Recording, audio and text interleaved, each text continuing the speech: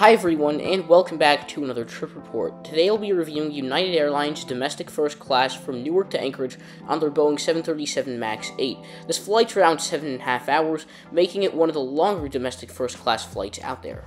With that said, I invite you guys to sit back, relax, and enjoy today's trip report. Most of United's domestic departures out of Newark's Liberty International Airport are from Terminal C, which is exclusive to United Airlines. One of the perks of flying with United in first class is Premier Access, which includes priority check-in and boarding. The Premier Access check-in for United Airlines is located on level 3 of Terminal C. However, I had already checked in on the mobile United app, so I just went to the bag drop shortcut to drop off my bags. Having this facility saves you a lot of time. Premier Access also gives you access to use dedicated security lanes at airports when available. However, the process is quite similar to regular security. As sad as it is, a domestic first-class ticket within the United States won't get you any lounge access unless you have a credit card or paid membership. The terminal has a modern concept and feels quite spacious and open, which I kinda prefer. Seating wasn't an issue even as boarding piled up. Don't you wish more airport terminals offered sweeping views of the aircraft like this? Premier boarding has its minimal waiting times, and I found myself on board in less than 15 minutes after boarding was called.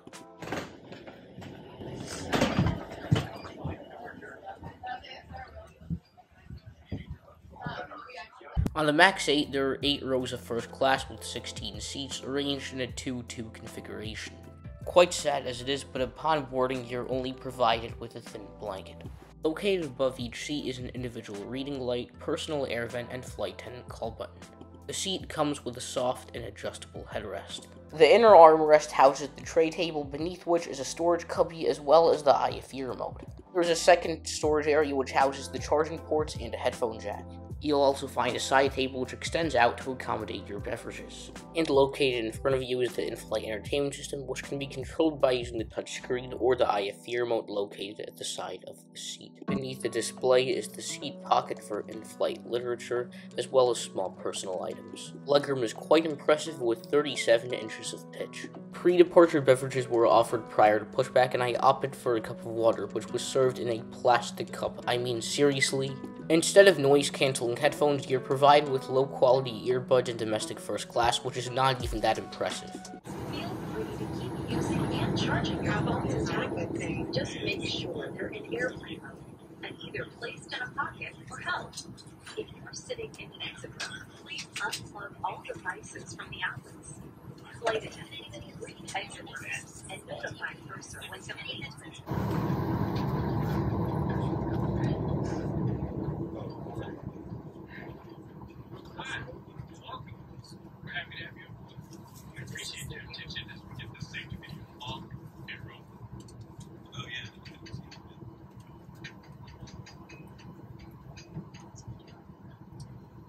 Regulations require you to follow the instructions of our crew members and comply with all posted flight signs. Please review the safety card located on your seat. It's important to have your seatbelt on at all times. To fasten your seatbelt, slide the metal end into the buckle. Tighten by pulling the loose end of the strap. Lift the buckle to release. Inflate your vest just prior to exiting the aircraft by pulling down sharply on the red tag.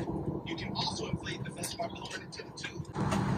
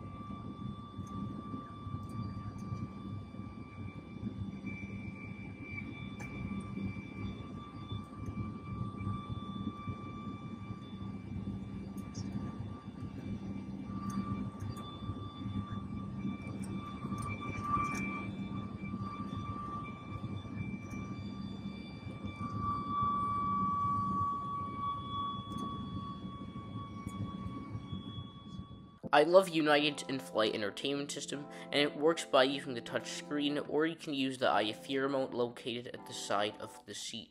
It's a nice touch that the IFE tells you what to expect on your flight. There's a really good selection of movies and TV shows to choose from, with plenty of genres as well. You can view new releases, as well as new movies to the United IFE system. One of my favorite features of United's in-flight entertainment system lies in the audio section, and it's called From the Flight Deck or Channel 9, which is a live television app where you can hear the communications between the pilot and air traffic control, though note that it doesn't work on all flights.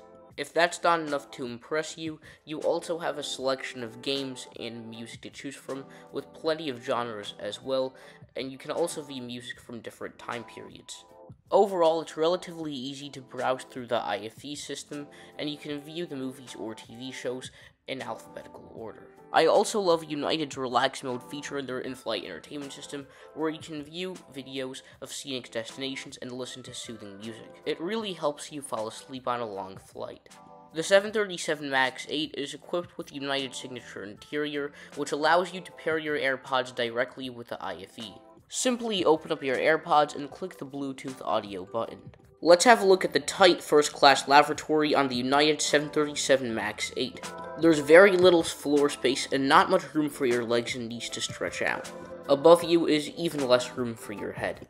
The toilet is a decent size, but not as big as what I was hoping for. While this lavatory may be very tight, there is a fair amount of counter space near the sink. However, the sink didn't really look like a typical sink in an aircraft lavatory. United's in-flight literature is quite impressive, as they're only one of the few airlines to still provide an in-flight magazine. In addition, you're also provided with the safety card, as well as this paper that talks about United's co-branded credit cards with Chase and their limited time offers. The Hemispheres magazine contains information about United Airlines, news articles, and amenities and offerings to expect on a United flight. Almost an hour into the flight, service commenced with warm nuts and a beverage of choice, for which I opted to have a glass of water. On the United mobile app, I pre-ordered my meal. United allows passengers to pre-order their meals starting 5 days before departure. I opted to have the campanelle pasta topped with pomodoro sauce and Parmesan cheese. The salad on the side tasted as tired as it looked, and the dressing did absolutely nothing to help. The bread roll was also kind of dry, and the cheesecake tasted more like low-fat yogurt. United really needs to improve with its in-flight catering, as this was not a great meal.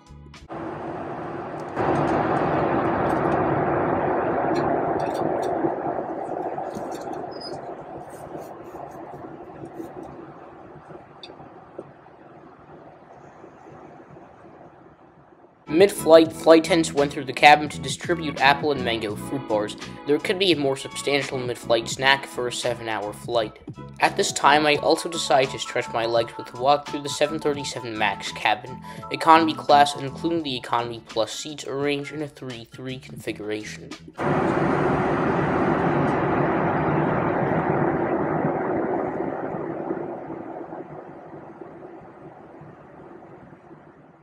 Before arrival in Anchorage, pre-arrival snacks that would otherwise be available for purchase in economy were offered to first-class passengers. I opted for the Tapas snack box, which includes a variety of snacks such as nuts, olives, and cheese spread, as well as crackers. Overall, I thought that my experience with United Airlines in first class from Newark to Anchorage wasn't that bad. However, if I were to fly from the US East Coast to Alaska in the future, I would take a stopover in a hub like San Francisco to enjoy the premium transcontinental service on that route, which includes a lie-flat seat. With that said, let's discuss the concluding thoughts and really find out if United's first class is worth it.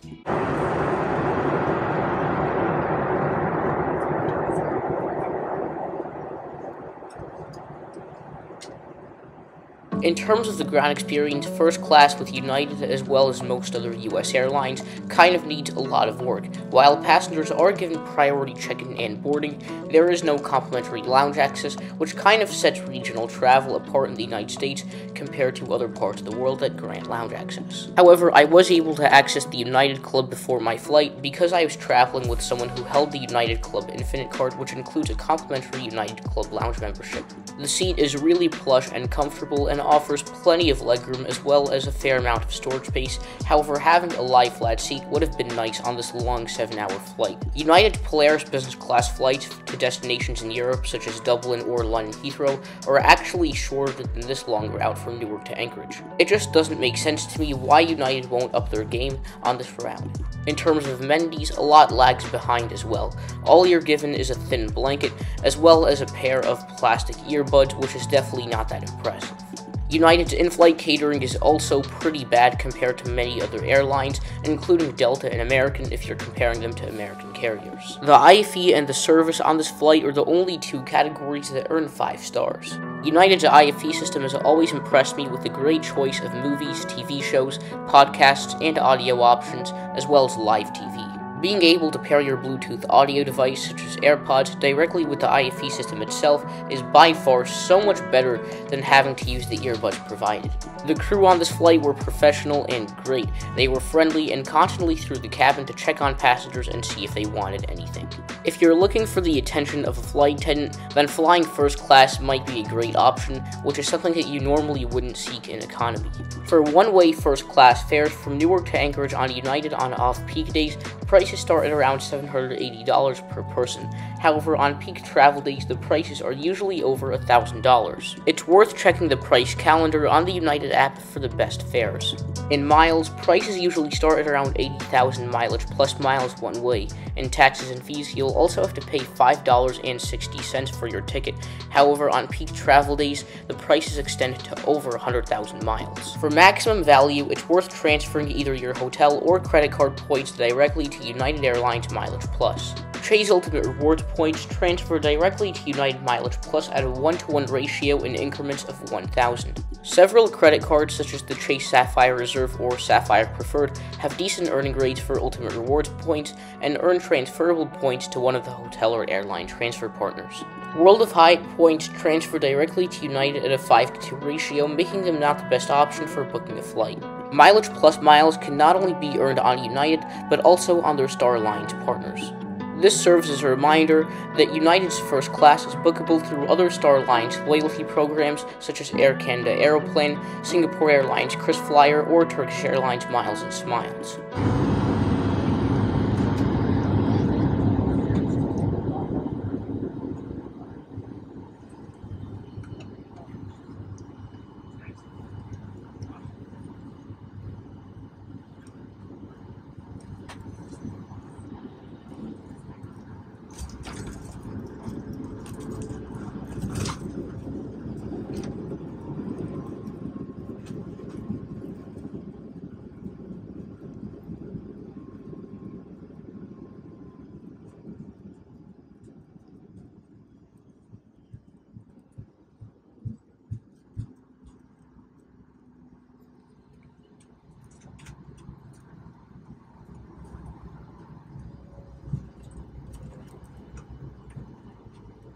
We've arrived.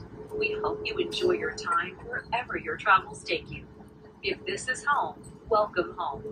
Please stay comfortably seated until the seatbelt sign is off. You may continue to use and charge your phones and other small devices. If you're sitting in an exit row, please don't plug your devices into the outlets.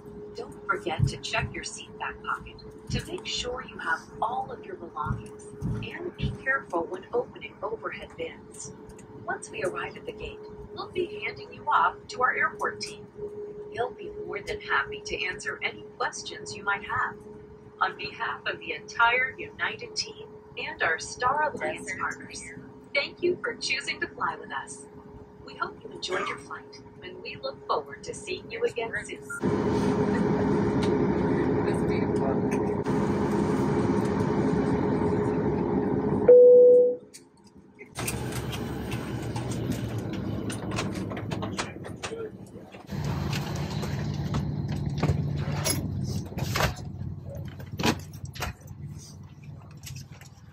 Bye guys, thank you all so much for sticking around until the very end, and I really appreciate all of your continued support.